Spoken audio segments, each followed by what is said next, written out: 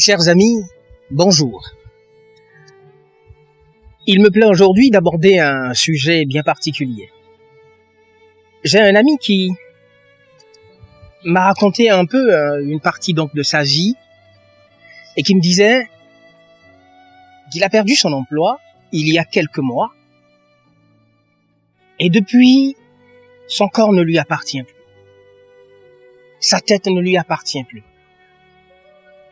Aucun membre de son corps ne lui appartient. Nous étions sur une moto, mais son bras gauche ne pouvait pas tenir le guidon. Qu'est-ce qui se passe?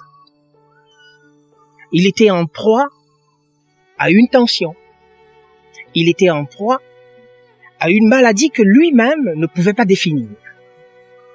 Et dans son rapport, il me disait qu'il souffre depuis plusieurs mois.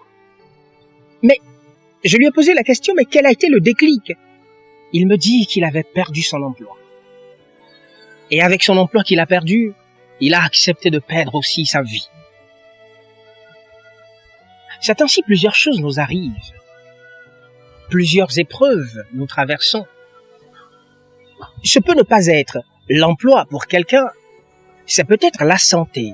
C'est peut-être un proche que vous avez perdu. C'est peut-être une opportunité que vous avez perdue. Nous perdons toujours quelque chose. Chacun de nous perd toujours quelque chose. Mais est-ce pour autant que nous devons accepter aussi de perdre notre vie avec? Ce qui arrive n'est rien. Mais c'est l'interprétation que vous donnez à ce qui arrive qui peut vous tuer. Ce qui arrive ne peut pas vous tuer. Aucune maladie ne peut vous tuer. Aucune perte ne peut vous tuer. Rien ne peut vous tuer. La seule chose qui peut vous tuer, eh bien, c'est ce que vous dites de ce qui arrive. J'ai lu quelque part dans la Bible 3 passages qui m'ont édifié. Quelque part, on dit « Je souhaite que tu prospères à tous égards et sois en bonne santé comme prospère l'état de ton âme. » Ailleurs, on dit encore « Garde ton cœur plus que tout, car de lui viennent les sources de la vie. » Je crois une chose, que nous n'avons pas été créés pour vivre avec les émotions négatives. Nous n'avons pas été créés pour vivre avec des pensées négatives. Nous n'avons pas été créés, eh bien, pour nous abandonner aux situations désagréables, eh bien, quelles qu'elles soient. Non. On nous appelle Béton, le maître de la vie. Mais en tant que tel, nous avons une responsabilité. La responsabilité de choisir nos émotions. La responsabilité de choisir la réponse que nous donnons aux situations que nous traversons. Rassurez-vous d'une chose. Tant que vous vivez, vous allez essuyer des épreuves. Et si déjà l'épreuve arrive, vous devez comprendre une chose, que si la vie permet à l'épreuve d'arriver, eh bien c'est juste parce que elle nous avait déjà rendus capables de supporter l'épreuve. Si Dieu permet que des choses vous arrivent, c'est parce qu'il vous a déjà rendu capable de résister. Il vous a déjà rendu capable de supporter ce qui arrive.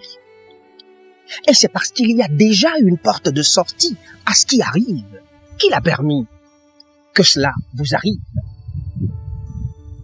Vous comprenez alors que toute chose concourt au bien. Absolument tout. Perdez votre père.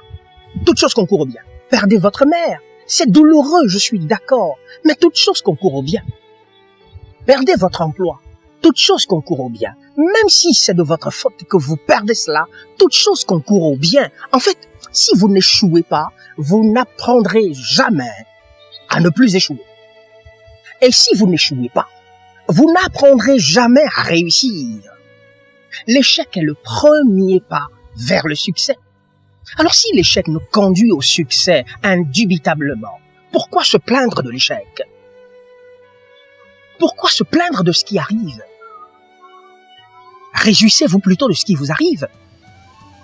Parce que, au lieu de chercher donc à blâmer quelqu'un, il vaut mieux regarder aux enseignements qui sont contenus dans ce que vous avez vécu.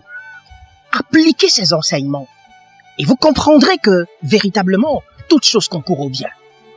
Ce que vous ne pouvez pas vivre, la vie s'assure que cela ne vous arrive jamais. Et c'est cela qu'on appelle le pire.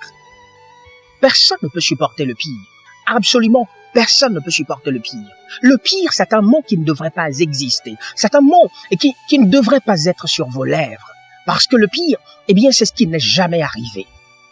Personne ne peut supporter le pire. Mais si ça arrive, c'est parce que vous êtes capable de supporter. Alors, soyez responsable, supportez. N'attendez pas qu'on vienne vous remonter le moral. N'attendez pas qu'on vienne vous soutenir. Non, vous êtes votre propre soutien. Soutenez-vous. Remontez-vous le moral. Comprenez l'enseignement qui est contenu dans ce qui est arrivé. Appliquez l'enseignement et avancez. Et si vous êtes de nature à vous accrocher à votre passé, laissez-moi vous dire une chose. La vie n'est pas dans le passé. La vie n'est pas dans le passé. La vie n'est pas dans le futur. La vie est dans le présent, dans ce que vous vivez actuellement. Ayez de l'ambition. Ayez des rêves pour votre vie. Les choses nous arrivent de manière que nous oublions même eh bien, que nous avons des rêves. Nous oublions de rêver. Tout ce que la vie nous demande de faire, c'est de rêver. C'est de ne pas eh bien, nous attarder sur les choses eh bien, qui nous donnent de l'insomnie, les choses qui nous empêchent d'avancer. Fermez les yeux sur ça. Mais nourrissez vos rêves, fermez vos yeux et imaginez-vous, qu'est-ce que vous rêvez pour vous-même? Qu'est-ce que vous souhaitez obtenir? Lorsque vous rêvez, eh bien, vous avez de la force à surmonter ce que vous avez vécu. Vous avez de la force à vous remettre du passé. Vous avez de la force à avancer. Rêvez, rêvons et avançons. Oublions le passé. Et prenez aussi l'habitude de vous souvenir des choses que Dieu fait dans votre vie, des miracles que Dieu accomplit dans votre vie à des moments donnés, des choses extraordinaires que Dieu vous a permis de connaître à des moments donnés.